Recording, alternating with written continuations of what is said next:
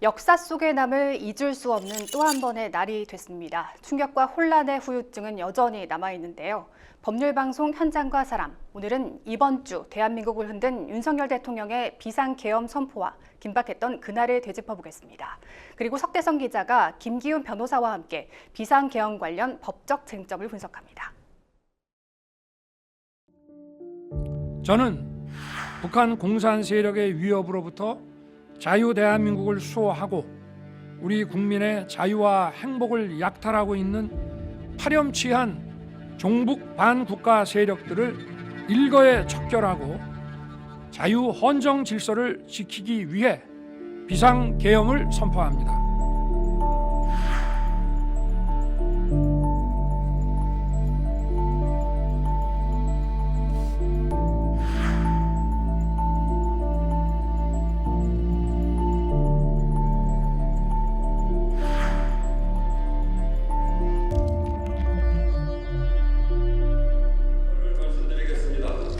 재석 190인 중 찬성 190인으로서 비상계엄 해제 요구 결의안은 가결되었음을 선포합니다.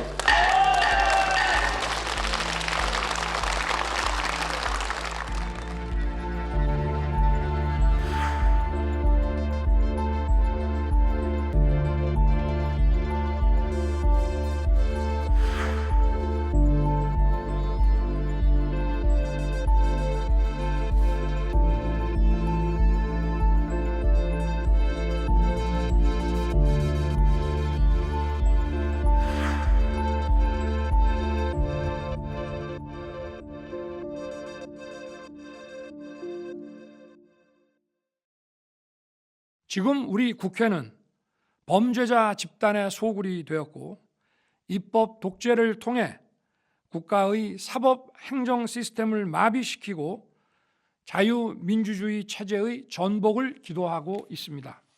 저는 북한 공산 세력의 위협으로부터 자유 대한민국을 수호하고 우리 국민의 자유와 행복을 약탈하고 있는 파렴치한 종북 반국가 세력들을 일거에 척결하고 자유 헌정 질서를 지키기 위해 비상계엄을 선포합니다.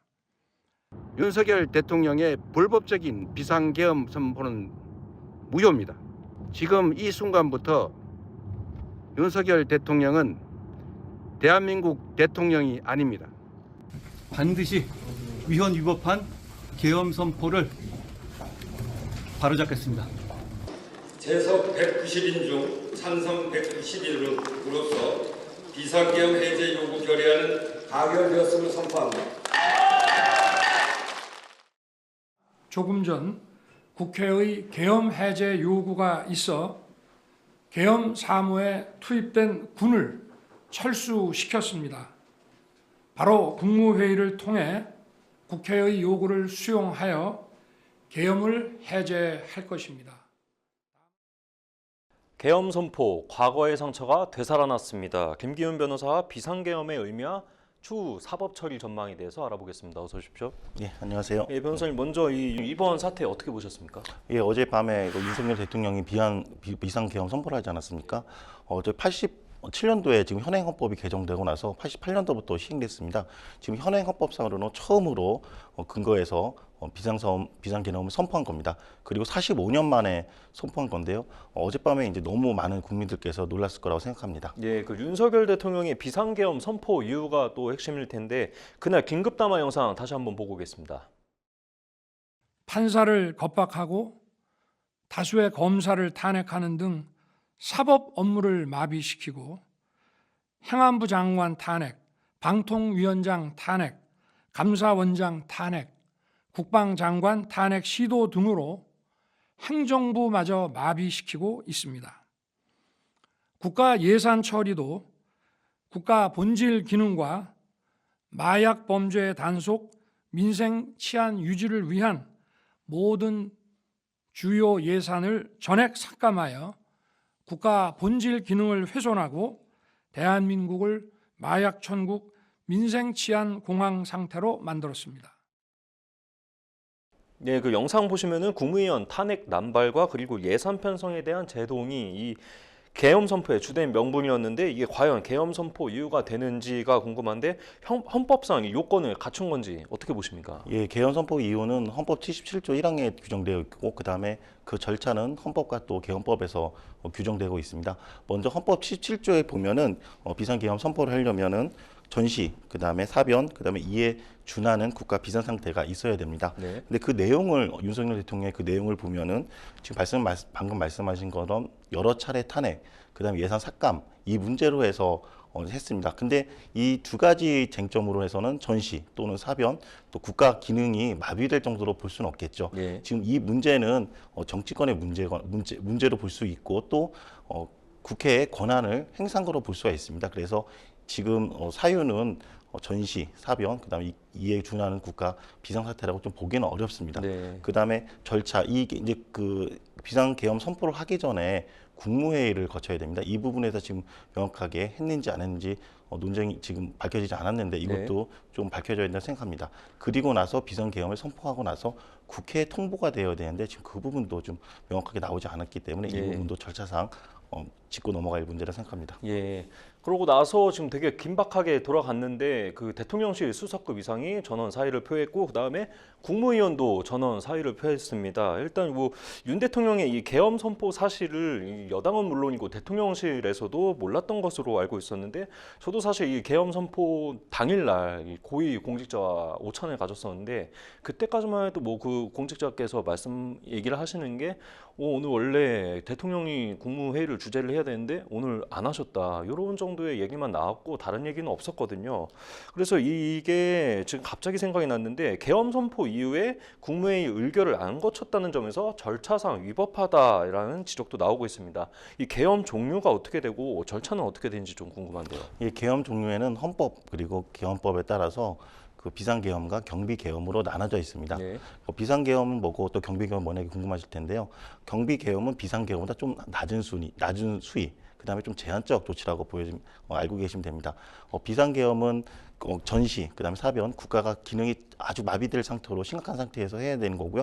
언론 출판의 자유가 제한되고 그다음에 사법부가 군사 재판으로 이관됩니다. 네. 그에 반해서 경비계엄은 경찰권, 그다음에 국소적으로 이렇게 취해지게 됩니다. 약간 경비계엄은 비상계엄보다 좀 낮은 수위, 그다음에 네. 제한적 조치라고 보시면 됩니다. 예. 그리고 어떤 이유에서 이게 좀 위법이냐라고 이제 질문에 대해서 첫 번째 맨 처음에 절차를 보면은 국무회의 심의를 거쳐야 됩니다. 네. 이 헌법에 규정이 되어 있습니다. 근데 이 심의를 거쳤는지 지금 명확하지가 않습니다. 예. 그다음에 이게 절차상 위반 아니냐?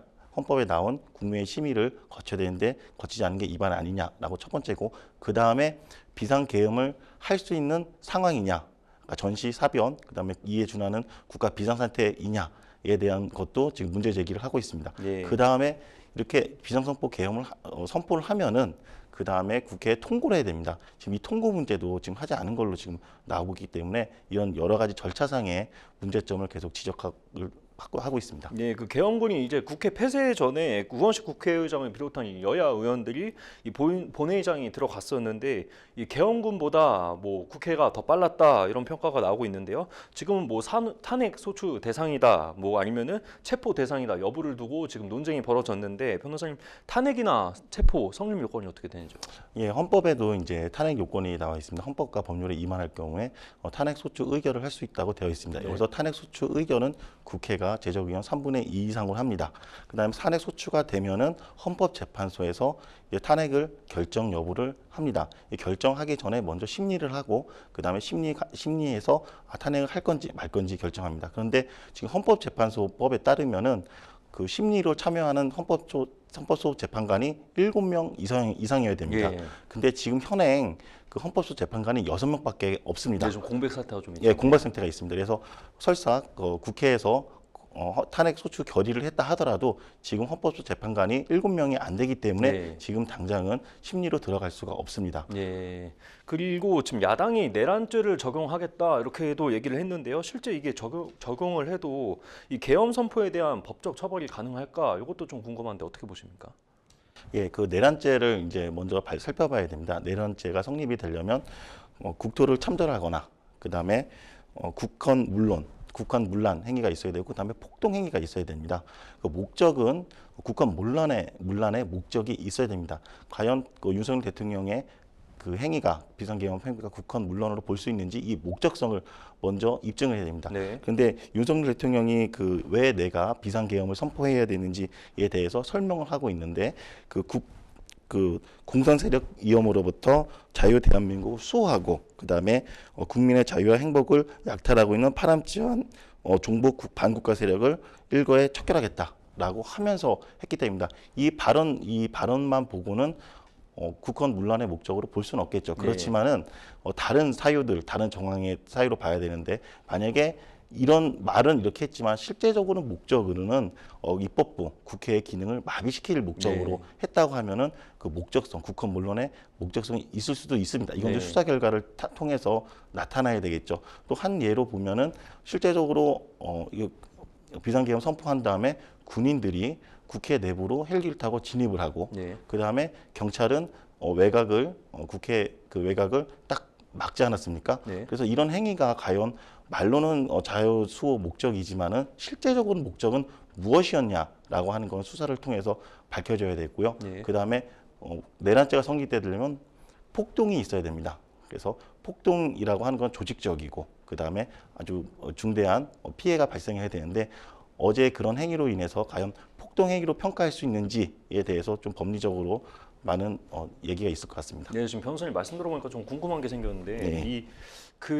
이게 만약에 이제 국헌 문란이라고 이제 생각을 했고 그다음에 이게 국무위원들이 또 의결을 했다고 생각을 예, 한다 그러면은 이 국무위원들도 처벌을 같이 받을 수도 있는 건가요? 예, 공범으로 가능성도 있습니다. 그래서 국무위원들이 이 비상계엄 선포의 목적이 헌법에 반한다는 것을 충분히 숙지할 수 있는 능력이 있음에도 불구하고 거기에 대통령의 하는 행위에 대해서 비상계엄 선포 행위에 대해서 국권 물론 목적이 있다라고 알면서까지 했다고 하면은 공범으로 처벌될 여지도 있습니다. 그럼 그 국무회의에 들어갔던 사람들이 다 이렇게 처벌 같이 받을 수도 있다. 예, 거기 국무회의 들어갔던 사람이 아직 비상계엄 선포하기 전에 국무회의가 했는지 안 했는지 그리고 또 명단이 누군지 아직 나오진 않았습니다만은 그 사람들 조사를 해서 과연 이 국무회의 때 어떤 얘기가 주고받았는지 어떤 회의 내용이 있는지에 대해서 공개가 되면은 이 국헌 물론 목적이 있었는지 알 수 있을 거라고 생각합니다. 네, 그리고 그 윤 대통령이 어떤 법적 혐의나 처벌을 받을 수 있을지 이것도 좀 궁금한데 어떻게 좀 전망하신다면은? 예, 윤석열 대통령은 지금 방금 말씀드린 것처럼 내란죄가 문제가 될 수가 있습니다. 이렇게 비상계엄 선포, 그 다음에 경찰이 국회를 막고, 그 다음에 군대가 국회를 진입하고 이런 일련의 행위가 국간 문란의 목적이 있는지에 따라 좀 달라질 수가 있고요. 그다음에 그런 행위가 또 경찰이나 군대의 행위가 폭동으로 볼 수 있는지 여부에 따라 가지고 내란죄로 처벌될 수가 있습니다. 네, 그리고 계엄군이 국회에 진입했다는 게 또 상당히 또 충격을 안기기도 했는데 일단 뭐 그런 일이 없어서 다행이었지만 이 계엄군에게 뭐 다쳤거나 아니면 뭐 장갑차에 뭐 치였거나 이런 식으로 시민이 다쳤다 이런다 그러면 법적 책임 대상이 어떻게 되나요? 이제 민사적으로 좀 볼 수 있는 게 국가 배상, 손해에 대해서 국가 배상 책임을 물을 여지도 있고요. 그다음에 계엄군 개인에 대해서도 손해배상을 좀 물을 수가 있습니다. 그리고 국가배상법 6조에 따라 가지고 국가뿐만 아니라 개인도 연대 책임으로 물을 수가 있습니다. 이거는 만약에 내가 어떤 행위로 인해서 피해를 받았다, 신체적 피해를 당했을 때 국가 배상이나 민사상 손해배상을 청구할 수가 있고요. 그다음에 그 외로 방금 전에 말씀드린 내란죄, 그다음에 그런 행위를 법적으로 남용을 해서 직권남용죄, 그다음에 공무집행 방해죄 이런 것도 형사적인 문제도 같이 논의될 수가 있습니다. 예, 앞으로 뭐 정치권은 물론이고 대한민국에 큰 파장이 올 텐데 일단 뭐 사법부는 좀 어떻게 대처해야 한다고 좀 보십니까? 예, 지금 입법부하고 행정부하고 극한 대립 속에서 이런 사태가 사실 벌어졌습니다. 그동안 지금 말씀하셨던 행정부의 강요들을 계속 탄핵하고 예산에 삭감하고 이런 문제가 발생했는데 이럴 때일수록 사법부가 민주주의를 수호하는 모습을 보여줘야 됩니다. 그리고 정치적인 중립성, 어떠한 그 법리화 그리고 판례를 기준으로 해가지고 국민들이 납득할 수 있는 결론을 내려줘야 됩니다. 그러기 위해서는 우선 헌법재판소가 탄핵 소추돼서 심리할 때 그 모습을 먼저 보여줘야 되고 사법부가 또 만약에 이 여러 가지 내란죄나 뭐 직권남용죄나 공무집행 방해죄로 만약에 재판을 받게 된다고 하면은 철저하게 국민의 시각에서 그리고 법리에 따라서 심판을 해줘야 됩니다. 예. 자, 지금까지 김기훈 변호사와 이번 계엄 사태의 의미와 추후 법적인 쟁점에 대해서 얘기해 봤습니다. 여기까지 듣겠습니다.